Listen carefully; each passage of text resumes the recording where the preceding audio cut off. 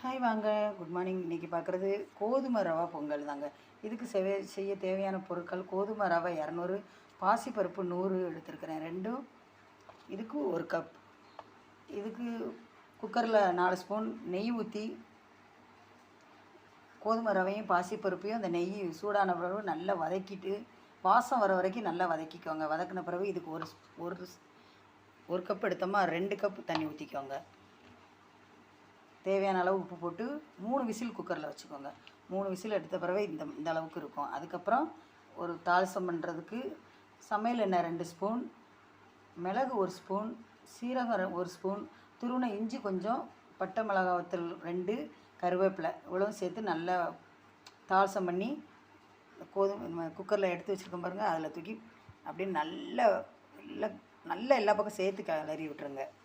அவ்வளோதாங்க, கோதுமை ரவை பொங்கல் ரெடி. பாருங்கள், எனக்கு சீரகம் ரொம்ப போட்டால் ரொம்ப பிடிக்கும். இதுக்கு சாம்பார், சட்னி. திருநெல்வேலினாலே அல்வா, ஆனால் நான் இருட்டுக்கடை அல்வா செய்யலை, ப்ரெட் அல்வா செஞ்சுருக்கிறேன். பிடிச்சிருந்தால் லைக் பண்ணுங்கள், ஷேர் பண்ணுங்கள், மறக்காமல் சப்ஸ்கிரைப் பண்ணுங்கள். தேங்க்யூ.